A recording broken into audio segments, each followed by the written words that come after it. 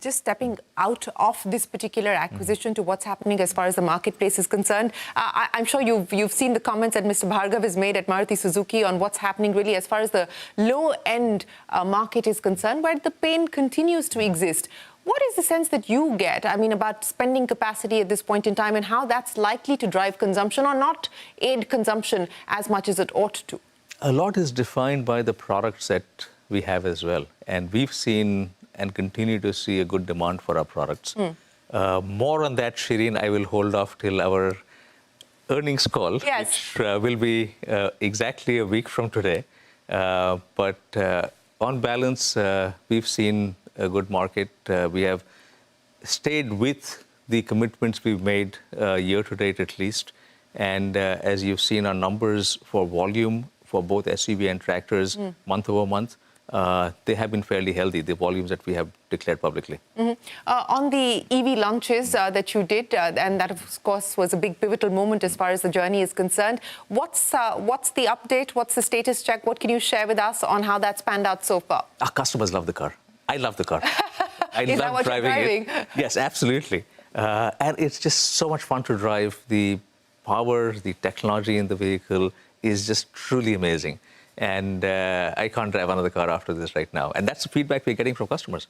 Right? We've had customers who see the car and literally, even friends of mine who've just seen it and said, okay, so when will I get the car? I'm buying it now. What is the growth curve, Anish, really, as far as electric mobility and electric cars in specific are concerned? And I'll also ask you this in the context of what we're seeing happen globally, where we have seen a sort of tempering, a significant tempering as far as electric mobility is concerned.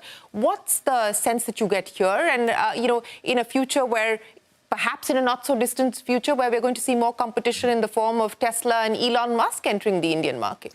A lot depends on product.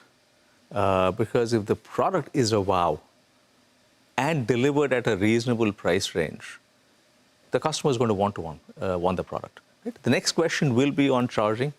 And our vehicles today offer a 500 to 550 kilometer real-life range, certified as 682 and 656 for the two vehicles we launched. So we've taken that anxiety away. I charge once a week. And most people in cities will need to charge once a week only, unless you're going out of town. Charging on highways is not there as yet, but that will come up very quickly. And that's something I know the government is very focused on and is driving as well. So once all of that happens, an EV offers a much better value proposition in many ways than an ICE. There will be specific ICE products that customers will want, and that will continue. So we don't see ICE going away completely. But we see EV taking a significant stake of the overall share. So what is the current market share and what's the aspirational market share as far as the EV segment in the car space is concerned? For India, currently it's 1.5%, which is very, very low. With the products we have, we feel that we will get to 30% EV penetration in the next 3 to 5 years. A large part of your tenure so far has been about consolidation. It's been about making sure that you fix what needs to be fixed and then focusing on the growth gems that you want to take forward. Do you now feel ready and comfortable to take on more M&A likely, just the way that you've done this particular deal? We will continue to be very structured in our approach. Our first year was focused on capital allocation.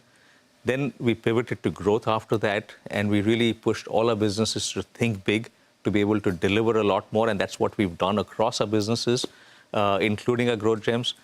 Starting last year, we said we will again pivot to delivering scale, and that is a faster growth trajectory, which is again something we have been able to demonstrate across businesses. And that's the phase we're in right now. But we will look at each business, make sure it can actually deliver what it promises.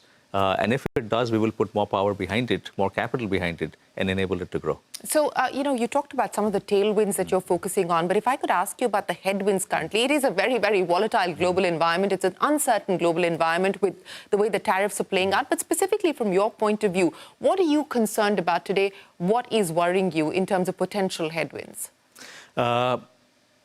The world is a very, very uncertain place, a lot more than we had ever imagined it would be. I remember we talked about black swan events that happened sort of once in a lifetime. Now they probably happen every month. So our approach is to be agile and to be able to respond to things as they happen. Having gone through COVID, it's made us much stronger. The semiconductor crisis was a very significant one for the auto business. Therefore, what worries me is actually what I don't know in terms of what's going to happen tomorrow. What we know, we've got plans in place for, and therefore, we want to stay very agile to be able to respond to things as they happen and pivot where we need to. You know, exports was a big part of your plan of growing the business as well, and that's been a fairly small percentage driving your revenue so far. Does that change, or are you approaching the export business differently in light of the current state of flux? So it's been a little slower than we would have liked, largely because of the success we saw domestically, because the kind of demand we got for the products we launched, we just couldn't deliver in time. And sometimes that's a good problem to have. Now we are focusing on exports more, but specific markets, we want to try to get to a 15% market share in certain markets before we go to the next set. So it's a fairly ambitious set of plans, but again, one that's done in a structured and disciplined manner, where we're picking certain markets, trying to get to a certain market share there and then move elsewhere. So where are you closer to being able to get to that 15% market share in the markets that you've already forayed into? In South Africa, Australia, and Chile. Okay. Right? These are three markets also that have very little domestic manufacturing. And that's one where we've played in over time. We've had distributors set up a brand that exists as well. And the products that we're launching there now are seeing a lot of very good demand. So we should be able to we are in 10% in one of the markets already in a segment we play in, at 5% in another market. And therefore, we're on our path. You know, digressing away from auto for just a second, because one of the other potential growth areas, especially again in light of all the developments that are taking place globally as well as locally, Mahindra Defence, what's the playbook looking like at this point in time, given the many factors that you have to contend with? So we play only in the transportation and security areas of defense. So armored vehicles is one that we have been supplying to the Army for many years and continue to be at the cutting edge of technology there.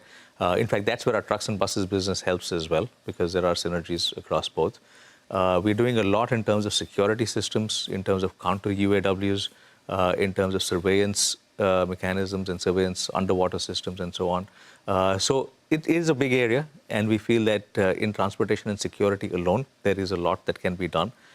We do not want to play in the ammunition-related areas of defense, and we are therefore staying away from that. Back to the deal, and you said this is going to be a win-win as far as shareholders are concerned. So, outside of the expansion, what is it going to mean in terms of the margin profile changing as well, given the many synergies you already spoke of? So our focus is on growth right now, and therefore will that also entail significant investments? Or we feel that the investments that we plan for in our trucks and buses business should be sufficient. We may come back and take a look at it. There may be some changes, but I don't expect a whole lot. And SML Isuzu is generating a fair amount of cash as well, so that will help in their investment plans. Margins will improve over time, but our primary focus right now in the short to medium term will be on growth.